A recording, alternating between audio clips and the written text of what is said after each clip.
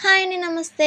ఈరోజు మన ఛానల్‌లో ప్రాన్స్ మసాలా కర్రీని ఎలా ప్రిపేర్ చేయాలో చూపిస్తానండి. మీరు కూడా ఒకసారి ట్రై చేయండి. చాలా బావుంటుంది. ఇంక లేట్ చేయకుండా ప్రాసెస్‌లోకి వెళ్ళిపోదాం. ముందుగా ప్రాన్స్‌ని బాగా క్లీన్ చేసుకోండి. తర్వాత స్టవ్ మీద ఒక పాన్ పెట్టుకొని 2 టేబుల్ స్పూన్ ఆయిల్ వేసుకొని మనం ముందుగా క్లీన్ చేసి పెట్టుకున్న ప్రాన్స్‌ని వేసుకోవాలి. తర్వాత అందులోకి పావు టీ స్పూన్ పసుపు వేసుకొని ఇలా ఫ్రై చేసేసుకొని ఒక ప్లేట్‌లోకి తీసుకొని పక్కన పెట్టేసుకోండి. ఇప్పుడు అదే పాన్‌లోకి 2 టేబుల్ స్పూన్ ఆయిల్ వేసుకొని ఆనియన్స్‌ని వేసుకొని బాగా ఫ్రై చేసుకోండి. తర్వాత ఇందులోకి 4 పచ్చిమిర్చి అలాగే ఒక రెమ్మ కరివేపాకును కూడా వేసుకొని బాగా ఫ్రై చేసేసుకోవాలి. ఆనియన్స్ అనేవి తొందరగా ఫ్రై అవడం కోసం 1 స్పూన్ ఉప్పును వేసుకుని బాగా ఫ్రై చేసుకోండి. ఇలా ఆనియన్స్ అనేవి ఫ్రై అయిపోయిన తర్వాత 1 టీ స్పూన్ ఫ్రెష్ గా రుబ్బ పెట్టుకున్న అల్లం వెల్లుల్లి పేస్ట్ ని వేసుకోండి. అల్లం వెల్లుల్లి పేస్ట్ అనేది పచ్చివాసన పోయేంత వరకు కూడా బాగా ఫ్రై చేసుకోవాలండి. అల్లం వెల్లుల్లి పేస్ట్ అనేది పచ్చివాసన పోయిన తర్వాత ఇప్పుడు ఇందులోకి పావు టీ స్పూన్ పసుపు అలాగే 2 టేబుల్ స్పూన్ కారం అలాగే 1 స్పూన్ ధనియాల పొడి 1 స్పూన్ గరం మసాలాను వేసుకోవాలి. ఇవన్నీ వేసిన తర్వాత మొత్తం కలిసే విధంగా బాగా కలుపుకోండి.